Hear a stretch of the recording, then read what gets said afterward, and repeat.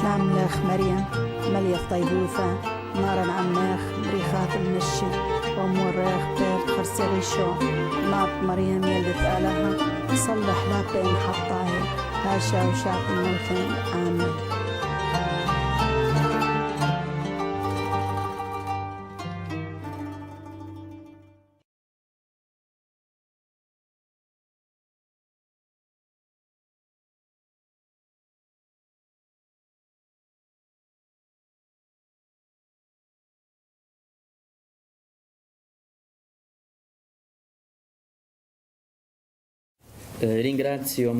Estoy muy agradecido a todos los que estáis aquí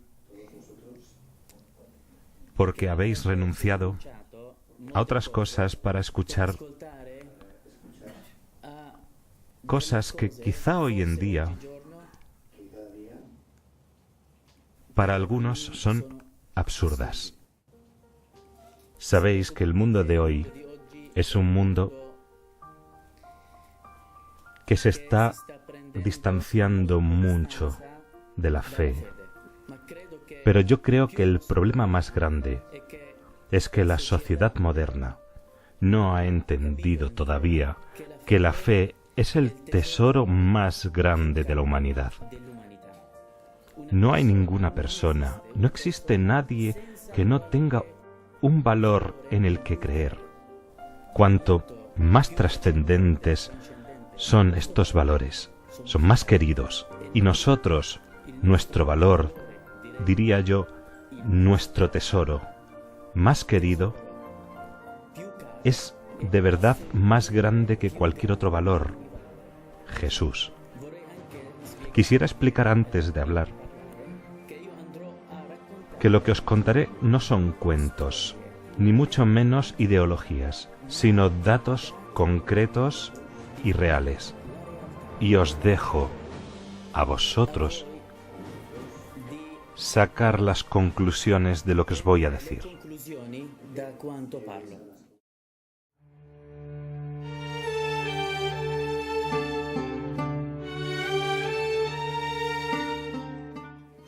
Todos sabéis que el pueblo que ha construido Irak, que entonces se llamaba Mesopotamia, eran los babilonios, asirios, arameos.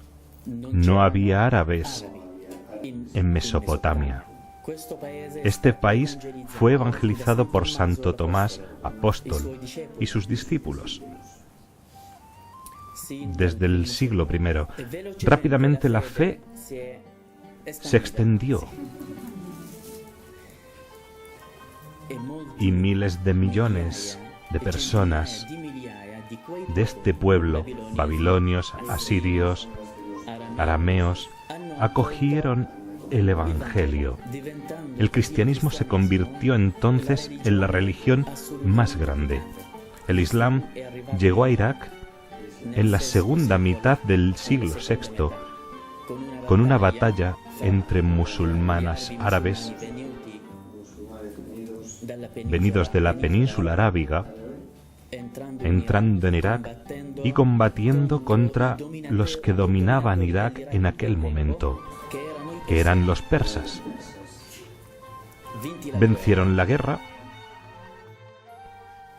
y comenzaron a practicar una política que consistía en decir a todas las religiones que no eran la musulmana que o se hacen musulmanes o pagan los impuestos o serán ejecutados. Curiosamente, hoy en día, muchos, cuando ven el ISIS, el Estado Islámico, ISIS, practicando estos mismos tres principios que acabo de decir, dicen que ellos no son musulmanes. Pero lo que vivimos hoy en Irak y tocamos con nuestras manos son los mismos principios que ya muchos años antes del ISIS teníamos. Y es el mismo tratamiento practicado hoy en día por ellos. Lo que sucede ahora no es la primera vez que sucede. Hemos tenido muchos ISIS contra los cristianos en Irak. Llevamos 15 siglos así. Esto explica el por qué el cristianismo, que era una mayoría absoluta, hoy es una pequeñísima minoría.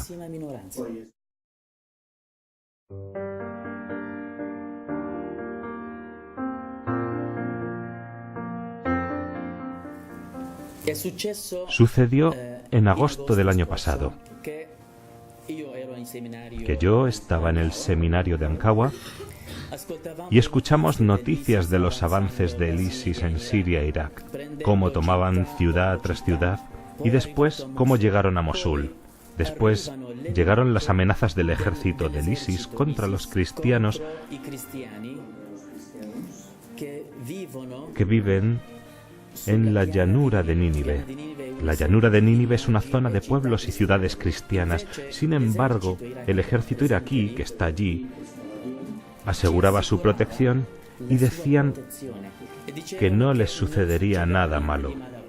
Un día antes de que entrara el ISIS, yo y otros amigos sacerdotes de Ancagua comenzamos a hablar a los sacerdotes, a los obispos y familias, diciéndoles que saliesen rápidamente de los pueblos, de la llanura de Nínive, porque seguramente iba a pasar algo. El día en que el ISIS atacó, algunas familias estaban celebrando sus matrimonios en la iglesia. Por la tarde tenían misas y el mismo día celebraron también funerales para las familias que fueron asesinadas en el ataque del ISIS en otros pueblos. Pero se hizo todo esto deprisa. Los nuevos esposos, pobres, quizá ese día no lo olvidarán jamás, salieron con sus vestidos, sin fiesta, sin nada. Cuando se acercó la noche, las familias oyeron ruidos de bombas muy cercanas. El ejército de Irak, que había asegurado la seguridad y la paz, comenzaron a retirarse sin decir nada. En aquel momento, algunas familias se acercaron al ejército y les preguntaron: ¿qué está pasando? El ejército, los soldados, dijeron: no sucede nada, no os preocupéis, todo está tranquilo y bajo control. Pero yo insistía muchísimo a los sacerdotes: debéis salir cuanto antes. Cada minuto que pasa se acerca más el peligro. Entonces, las familias, con mucho miedo, con el acercamiento del ISIS y sin la presencia de ningún soldado, podemos imaginar, había ancianos que no podían caminar, niños recién nacidos, mujeres embarazadas y muchachas y jóvenes, todos saliendo en completo éxodo. Este éxodo quizá nos hace recordar el éxodo bíblico. Los cristianos que salieron de allí eran 125.000, todos hacia el Kurdistán, porque era una zona segura. Pero la distancia entre nuestros pueblos y Kurdistán es más o menos 60 kilómetros. Todo este grupo, con mucho miedo, mucha presión, sin comida, sin agua, llevando a los ancianos, los niños, mujeres embarazadas y enfermos, llegan todos a la frontera entre nuestros pueblos y el Kurdistán, que encontraron bloqueado. Después el presidente del Kurdistán da la orden de abrir las fronteras y dejar entrar a todos, pero sin coches y a pie, porque tenían miedo del terrorismo. 12 horas más tarde llega la gente a Ancagua, que es el campo cristiano de Erbil, Erbil es la capital del Kurdistán, pero llegaron casi muertos. Mujeres caminando en ese momento a punto de dar a luz. Algunos ancianos murieron durante esa noche de agotamiento. Después, el problema más grande fue que estábamos, otro sacerdote y yo, esperando en la iglesia para recibir a las familias, pero no podíamos hacer nada. Nuestras familias, por su propio instinto, fueron a la iglesia. Es el único refugio, ¿eh? Ellos están habituados a actuar así. No piensan ir a la policía, sino a la iglesia. Porque en la iglesia están seguros de encontrar la tranquilidad y la paz. Allí o en su casa.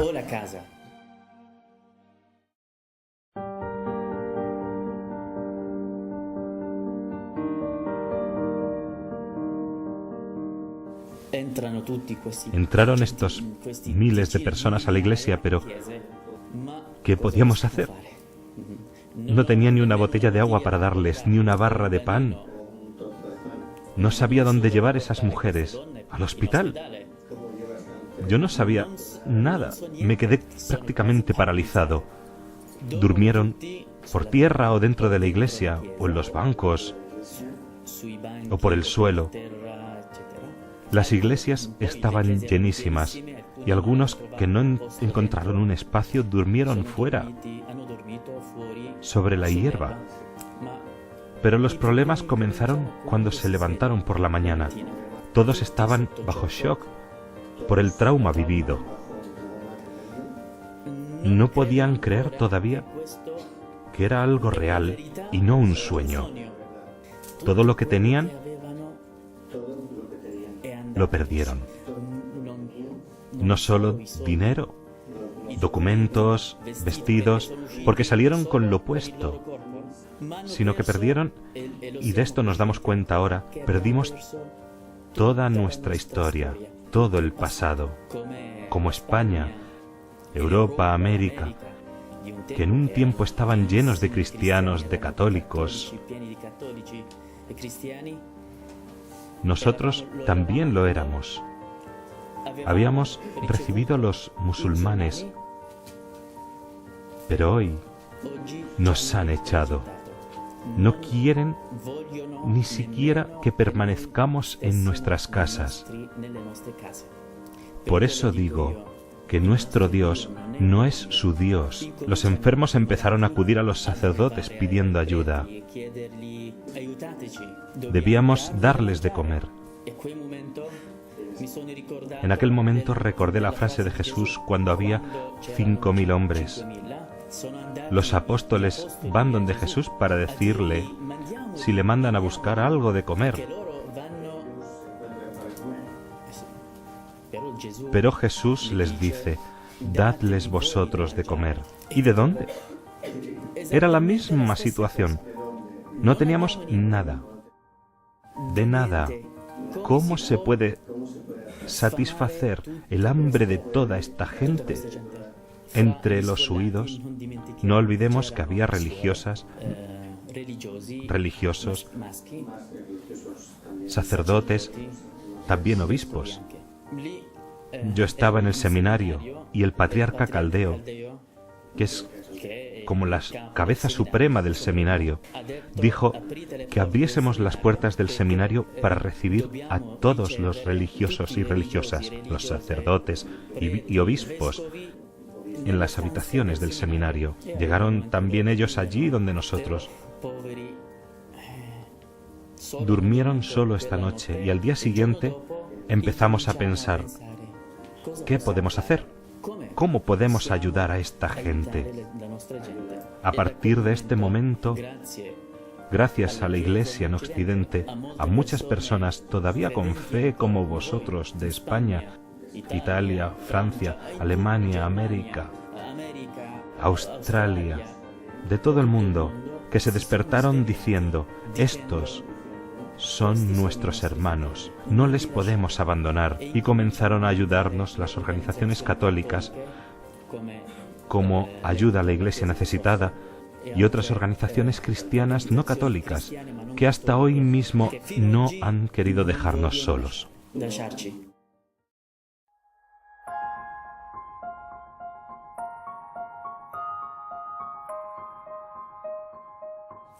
Las familias, ¿cómo han vivido la fe? En estas condiciones trágicas, yo llamo, como lo llamamos en todo Oriente y también lo llaman los patriarcas, genocidio. ¿Cómo puede una familia, padre y madre de familia, pensar en Jesús o la Sagrada Familia antes de pensar en la comida para sus hijos? De hecho, en todos los lugares donde estaban las familias, en campos públicos, en escuelas, en las aulas, en tiendas, en los garajes, o incluso en los que estaban al descubierto, insistían mucho en querer celebrar la misa y rezar. Entonces, toda la ciudad se convirtió en un altar para ello. Aunque no teníamos las vestimentas,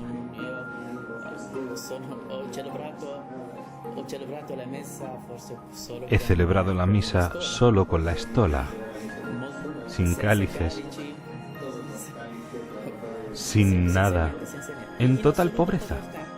No es porque éramos pobres, sino porque hemos sido hechos pobres y seguimos viviendo la fe de esta manera.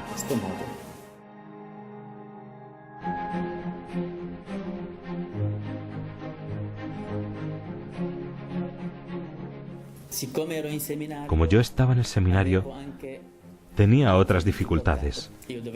Yo tenía que estar en el dispensario que levanté, tenía que estar con los seminaristas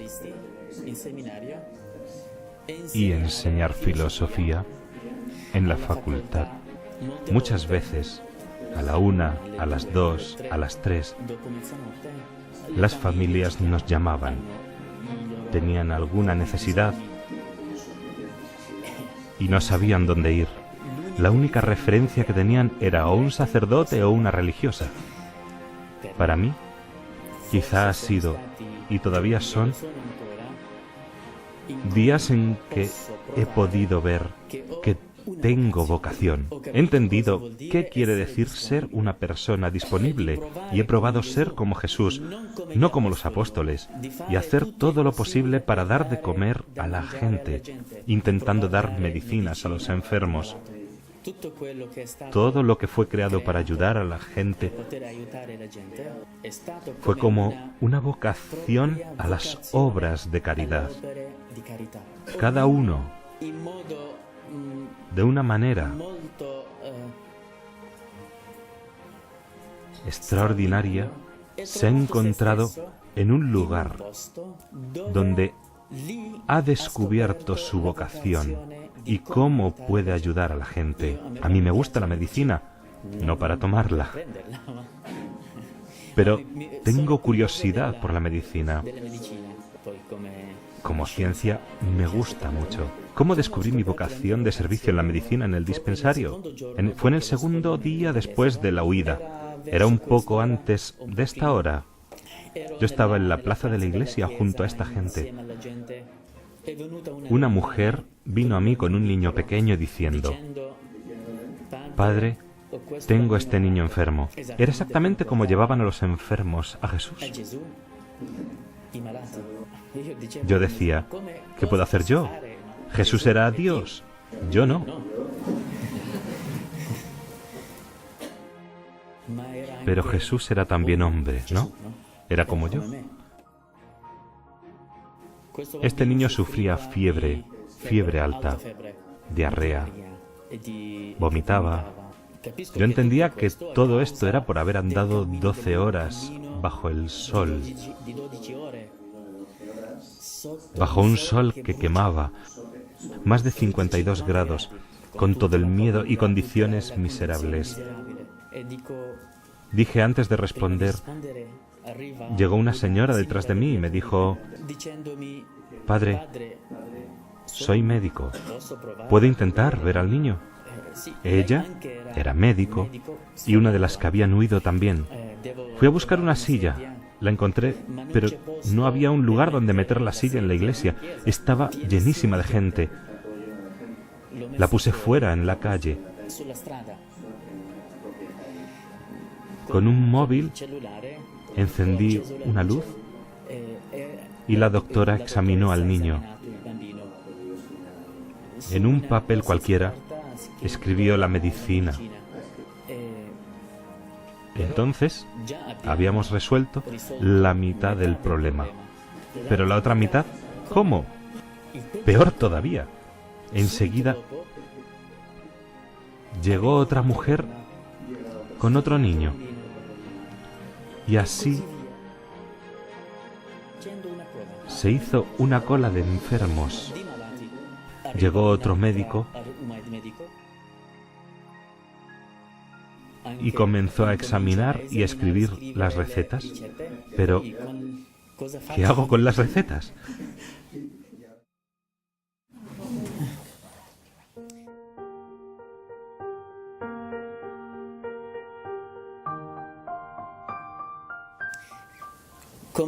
Como había una religiosa dominica, ella era también de los que había oído, la dije, hermana. Era doctora en teología y muy joven, la dije. ¿Qué hacemos? Cogimos a algunos jóvenes voluntarios y fuimos a las farmacias de esta zona, que eran todos cristianos, y mendigamos la medicina. Gracias a ellos pudimos llevar los medicamentos a todos aquellos enfermos. Entonces, en aquel momento me dije, tenemos enfermos ahora y habrá enfermos todos los días. Cada día tenemos gente que muere en el campamento, que sentados se duermen, pero no se despiertan. En 6 o 7 meses han muerto 13 religiosas dominicas.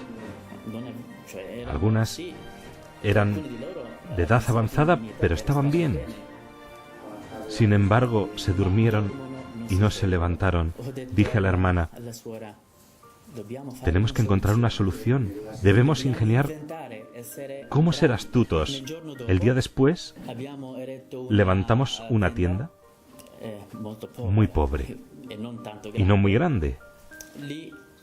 Allí pude llevar médicos que habían huido, con algunas sillas, enfermeros, jóvenes voluntarios, y empezamos a recibir a los enfermos. Pero, ¿quién paga la medicina? La primera vez, las farmacias nos dieron la medicina gratis, pero no podían darnos la medicina todos los días, porque ellos mismos tenían que pagarla. ¿Qué hacer? Yo hablé con Jesús. Antes de que el ISIS llegase a la llanura de Nínive, nosotros teníamos un proyecto entre manos. Entonces hablé con Jesús y le pregunté, ¿qué podemos hacer con este dinero? No podíamos llevar a cabo el proyecto porque la gente ya se había ido. Habíamos perdido esa tierra. Teníamos necesidad del dinero para este proyecto. Él me mandó el dinero a mi cuenta y comencé a comprar medicinas. Entonces empecé con nada, realmente nada, con las manos vacías. Un día tengo medicina, pero el segundo día no tengo nada. El día antes pienso, mañana ¿qué daré? Pero esto ha sido la providencia divina. Jamás, nunca me he quedado sin medicinas. Ningún día. No es porque yo he buscado, sino porque no sé de dónde venía la gente a traerme bolsas de medicinas que tenían en casa de sus enfermos. Algunos muertos ya, otros traían dinero. Aquí, en el extranjero como en España, muchas familias empezaron a recaudar y a darnos dinero. Cada día curamos. ¿Sabes cuántos enfermos? En el mes de agosto el número de enfermos era altísimo. Cada día recibíamos entre 500 y 700 enfermos. Entonces teníamos un almacén de medicinas. Después pensamos en desarrollar esta tienda para poder ayudar mejor a la gente. Gracias a las personas con corazón grande, aunque enviaran solo €1, siempre es útil. Ha hecho milagros. Hemos podido conseguir todas las medicinas necesarias, abrir un laboratorio, habitaciones para los enfermos, ultrasonidos, además de dentistas para casos urgentes, porque todo lo que tiene que ver con los dientes es muy caro. No, esto es un hecho real. El material cuesta mucho. Cada día hay presentes 3 médicos, un pediatra, un ginecólogo y un médico general, todos voluntarios y de los mismos que habían huido. Lo hacen gratis. No se les paga nada. Toda esta labor es gratis.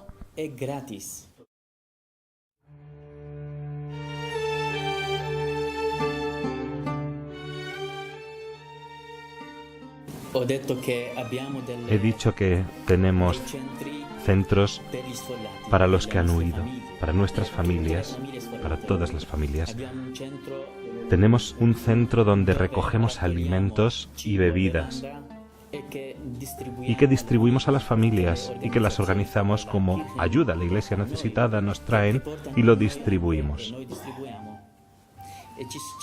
Después están también los dispensarios.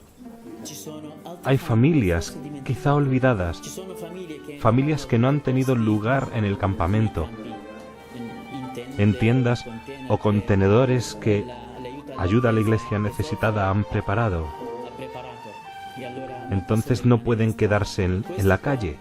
Ellos han alquilado apartamentos, habitaciones. Pero en cada habitación vive una familia entera, una familia oriental, no occidental.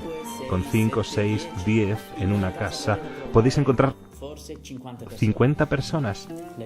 La ayuda llega a través de organizaciones como Ayuda a la Iglesia Necesitada o directamente a los obispos o a nosotros, algún sacerdote.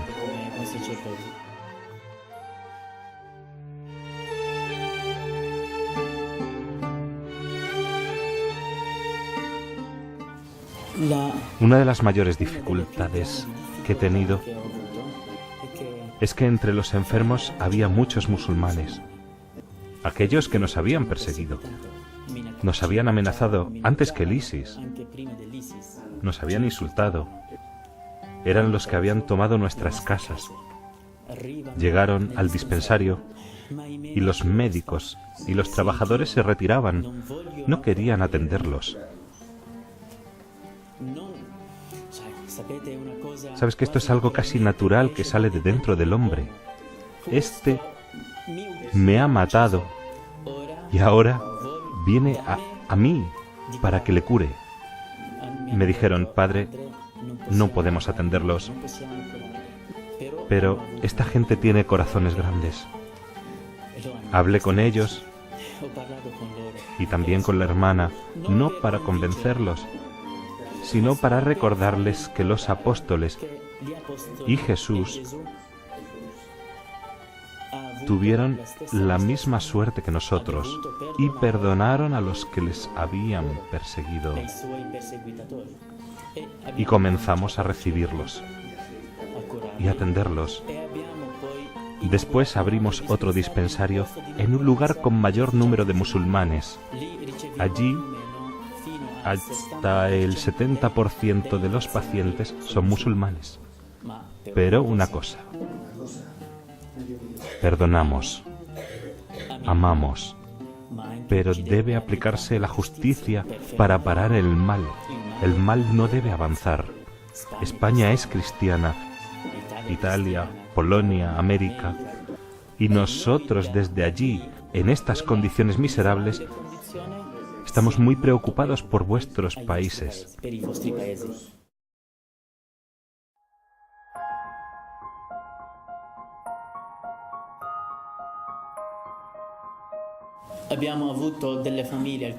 Tenemos algunas familias que no han podido huir, porque algunos eran ancianos y no oyeron los rumores avisando que había que escapar del ISIS, o no se les ha dejado salir.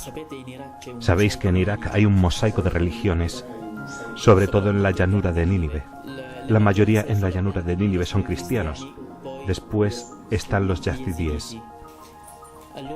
Lo que sucede es que entre los yazidíes hay miles de prisioneros en las manos de ISIS. Los cristianos son 150 personas. ¿Pero cómo es posible? ¿Por qué? La diferencia ha sido que nosotros avisamos a los nuestros porque pensamos que habría algún problema. Fuimos abandonados, traicionados por el ejército de Irak, pero nos sentimos como una única familia. Debíamos todos salir. A los yazidíes nadie les había avisado. Y abandonados por el ejército, entró el ISIS tomando a miles de chicas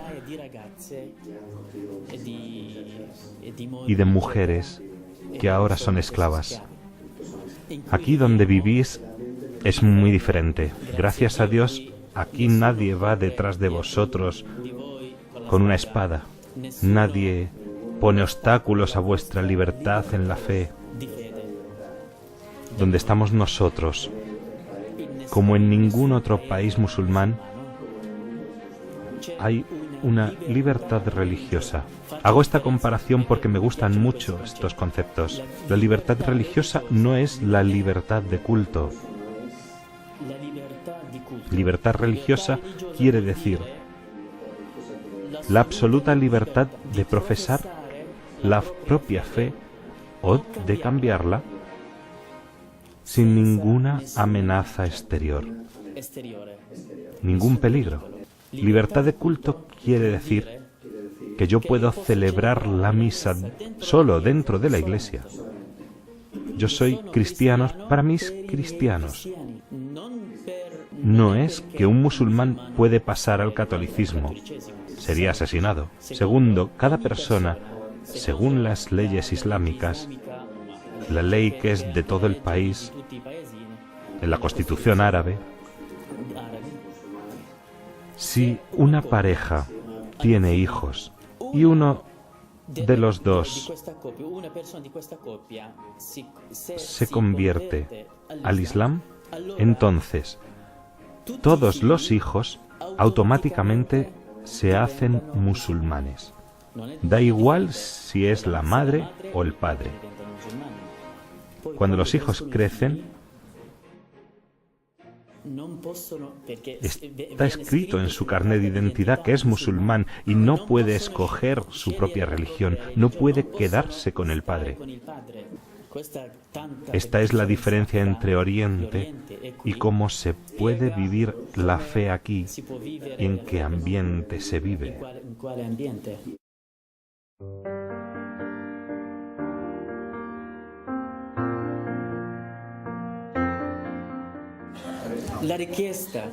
La petición oficial de los patriarcas de nuestras iglesias al Papa y a la ONU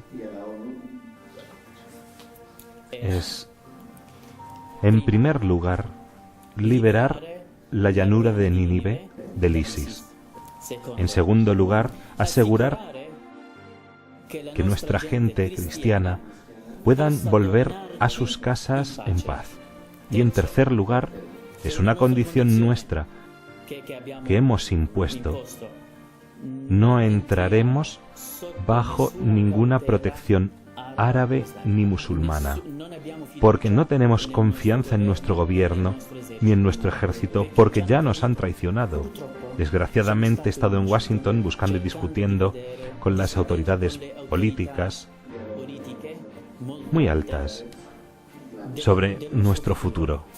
Me he encontrado con congresistas, con políticos, con profesores universitarios de los derechos humanos internacionales y expertos del Medio Oriente. Todo el mundo conoce Petraeus, que era el general del ejército americano en Afganistán y todo el Medio Oriente, y ahora es el jefe de seguridad americano en el Medio Oriente. Ninguno, de verdad, ninguno me ha dicho una palabra esperanzadora de un futuro bueno para los cristianos. Tienen un proyecto y yo he llegado a la conclusión que es que el Irak se irá dividido entre los musulmanes, los chiíes en el sur, los suníes en el centro, los kurdos al norte. Pregunté, ¿y los cristianos? El país es nuestro. Nosotros lo hemos construido. Y me dijeron, desgraciadamente, este conflicto durará años. Y alguno me ha dicho, debéis buscaros otra tierra.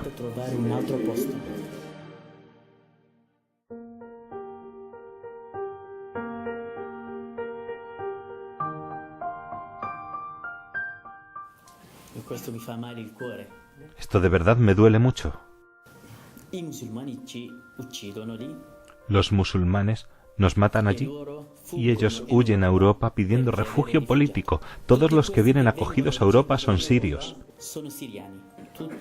Todos musulmanes, porque los cristianos de Irak sabemos que están como prisioneros en Líbano, Jordania y Turquía.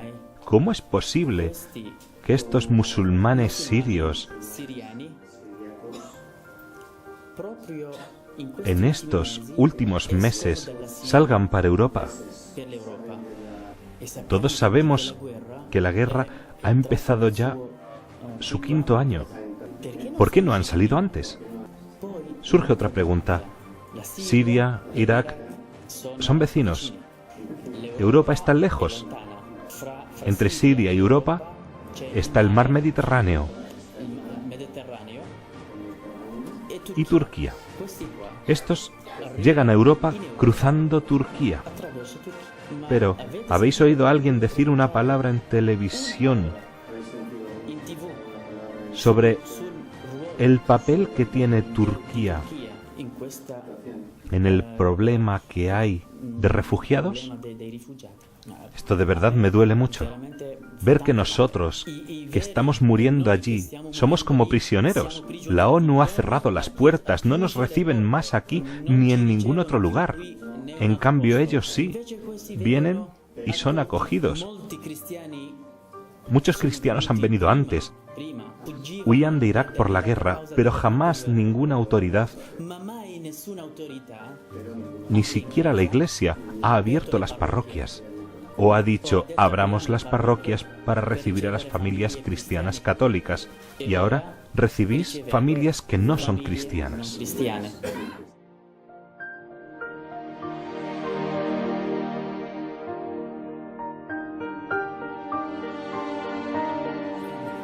Cuando recéis, no recéis por mí, sino rezad por todas las familias cristianas de las cuales nadie se acuerda. Rezad por los sacerdotes y religiosas que trabajan día y noche ayudando a los huidos, por nuestros seminaristas en Irak, que a pesar de ver sus familias en dificultad, no han dejado su vocación, sino que la han mantenido y quieren seguir adelante. Rezo también por vosotros. Gracias.